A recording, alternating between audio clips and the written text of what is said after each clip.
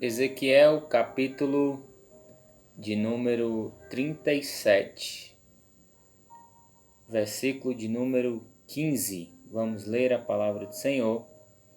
Diz assim: E outra vez veio a mim a palavra do Senhor, dizendo: Tu, pois, ó filho do homem, toma um pedaço de madeira e escreve nele, por Judá e pelos filhos de Israel, seus companheiros, e toma outro pedaço de madeira e escreve nele, por José, vara de Efraim, e por toda a casa de Israel, e ajunta um ao outro, para que se unam e se tornem um só na tua mão. Ezequiel 37 é a visão de um vale cheio de ossos secos. É bem explorado esse texto, mas o texto ele continua quando diz que outra vez, mais uma vez, a palavra do Senhor veio ao profeta Ezequiel. Perceba que sempre é o Senhor quem vem, é o Senhor quem abre o caminho para a aliança, para o pacto. Quando nós vemos Adão desobedecendo no jardim, naquele jardim, é o Senhor quem continua descendo todas as tardes, como ele costumava descer, mesmo depois da desobediência.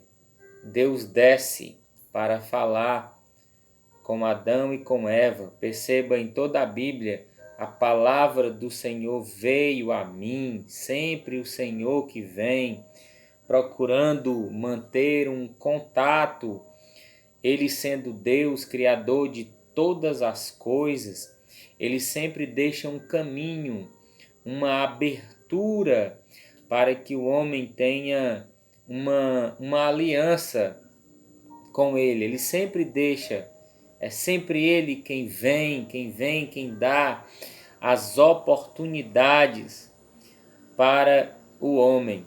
E aqui neste capítulo de número 37, o Senhor coloca Ezequiel no meio daquele vale e ele faz uma pergunta a Ezequiel: será que estes ossos que estavam ali naquele vale sequíssimos, eles podem voltar a ter vida? É uma pergunta bem difícil para alguém que é humano responder. É como se Jesus, Deus, perguntasse para nós: é possível hoje, agora, nesse exato momento, ninguém mais morrer desta enfermidade que assola o mundo? Nós humanos iríamos titubear como Ezequiel fez, e ele vai dar a resposta a Deus: Senhor, só tu sabes.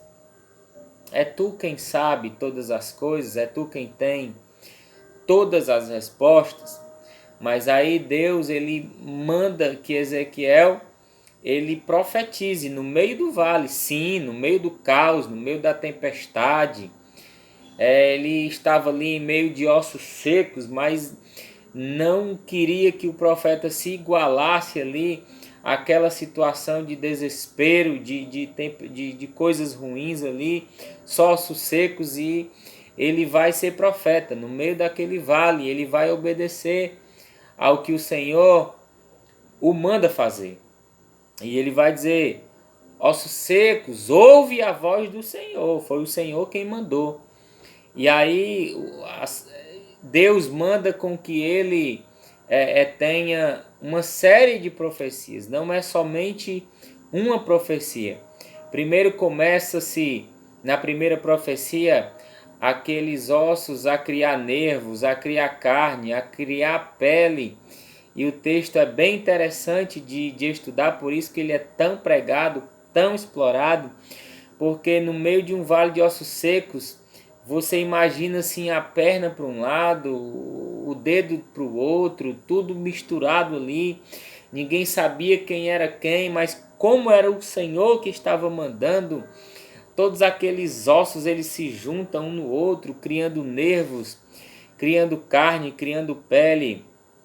E aí a situação ela vai acontecendo e vai dizer que se criou um grande exército. Só que aquele exército ele não tinha espírito.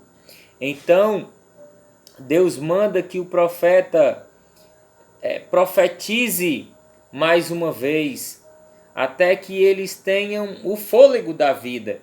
Mas até com o fôlego da vida, depois de se ter um exército ali, ele manda que seja profetizado mais uma vez. Porque o Espírito de Deus ia entrar naquele exército. No versículo 11, então me disse: Filho do homem, estes ossos são toda a casa de Israel. Eis que dizem, depois de estarem já de pé: os nossos ossos se secaram e pereceu a nossa esperança. Nós mesmos estamos cortados. Perceba que está havendo aqui um processo de evolução.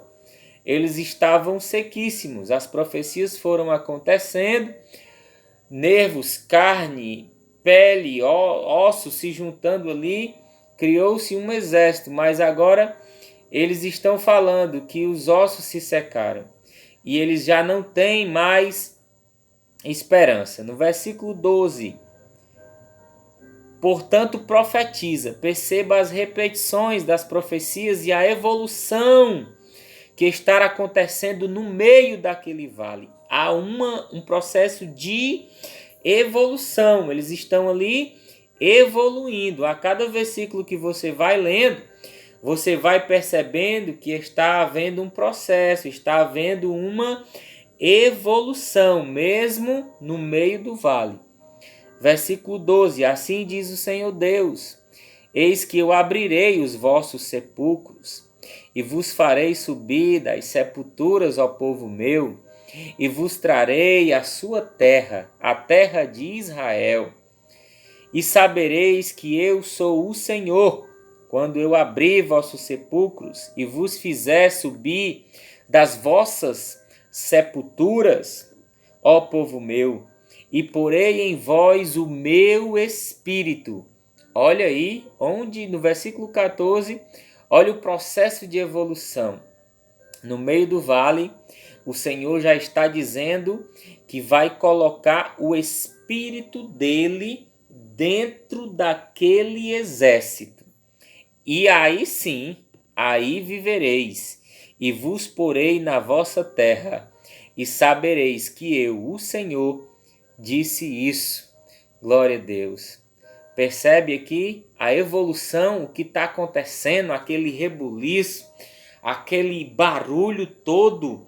Glória a Deus, não era só aquilo, não parou só ali, não parou só naquele reboliço, só naquele barulho, não. Foi acontecendo um processo, até que se chegou ao versículo de número 14, onde Deus vai dizer que o espírito dele seria colocado em todo aquele exército que foi formado, em todo aquele exército que saiu de ossos secos para um grande exército numeroso. E aí sim Deus iria colocar o espírito dele, glória a Deus, dentro daquele povo. E aí o texto acaba? Não! Continua o processo. Porque naquele contexto, as tribos de Israel estavam todas dispersas. E o texto que nós lemos vai dizer Deus determinando mais uma vez para o profeta que ele profetizasse, que se unisse, que ele pegasse dois madeiros, em um madeiro ele escreveria o nome de José, representando também ali a tribo de Efraim. Efraim era um dos filhos de José, que representava algumas das tribos. E na outra madeira poderia se colocar ali o nome de Israel. E ele pede para unir. E aí eu fico imaginando como foi a forma que o profeta uniu. Ele está aqui como se o meu braço fosse os dois madeiros, e aí ele vai unir. Em um lado está o nome de Efraim, representando as tribos que estavam divididas.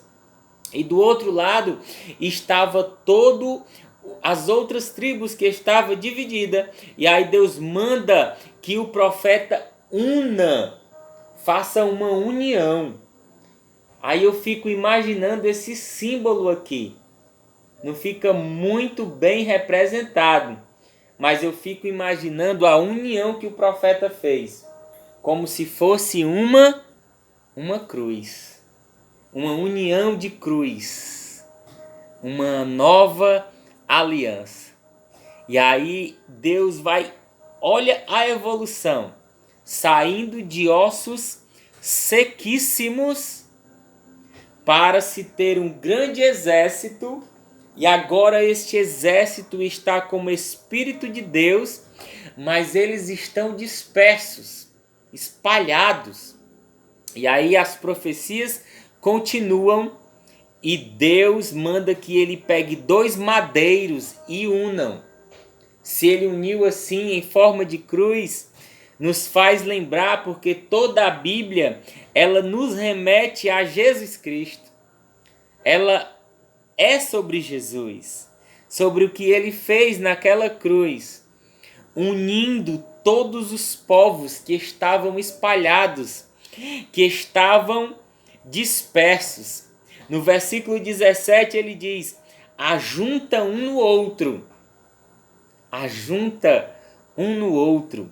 No versículo de número 21 ele vai dizer: assim diz o Senhor Deus: eis que eu tomarei os filhos de Israel dentre os gentios. Por quê? Porque eles estavam separados, dispersos. Para onde eles foram, e os congregarei de todas as partes, e os levarei até a sua terra. Glória a Deus. Nós, o povo de Deus, podemos estar separados em vários lugares, em várias partes do mundo, mas por causa da cruz, daqueles 2 pedaços de madeiro que sacrificaram o nosso Jesus Cristo, ele vai nos juntar, ele vai nos unir. Glória a Deus, e vai nos levar de volta para a nossa terra, porque a nossa terra não é aqui. É a nossa Canaã celestial. Lá para o final do capítulo de número 37, percebe que até onde nós já chegamos, de ossos secos no meio de um vale, olha onde nós já estamos. Olha o processo de evolução no meio do vale. Versículo de número 26. E farei com eles uma aliança de paz, e será uma aliança perpétua, e os estabelecerei e os multiplicarei, e porei o meu santuário no meio deles para sempre. E o meu tabernáculo estará com eles, e eu serei o seu Deus, e eles serão o meu povo. E os gentios saberão que eu, o Senhor, que santifico a Israel, quando estiver o meu santuário no meio deles para sempre. Glória a Deus, nós esperamos ansiosos por este momento, onde o nosso Deus, o tabernáculo, aquele lá de Apocalipse, vamos ler?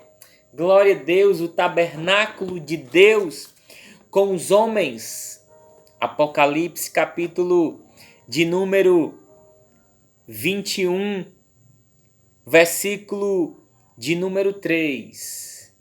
E ouvi uma grande voz do céu que dizia: eis aqui o tabernáculo de Deus, está com os homens, pois com eles habitará, e eles serão o seu povo. E o mesmo Deus estará com eles e será o seu Deus. E Deus limpará de seus olhos toda lágrima, e não haverá mais morte, nem pranto, nem clamor, nem dor, porque já as primeiras coisas são passadas. Eis que o Senhor fará tudo novo. Glória a Deus. Ele limpará dos nossos olhos toda lágrima. Ele venceu.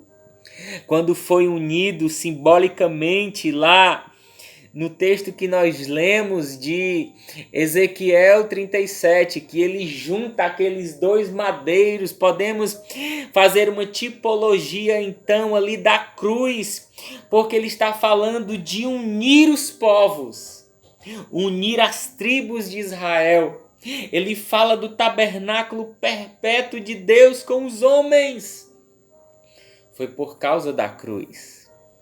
Foi por causa do sacrifício dele naquela cruz. Deus limpará dos nossos olhos toda a lágrima. A morte, o luto, a dor e tudo mais que nos faz sofrer hoje. Ah, meu Deus, nunca mais será lembrado, pois o próprio Deus habitará conosco e nos protegerá como o pai protege os seus filhos.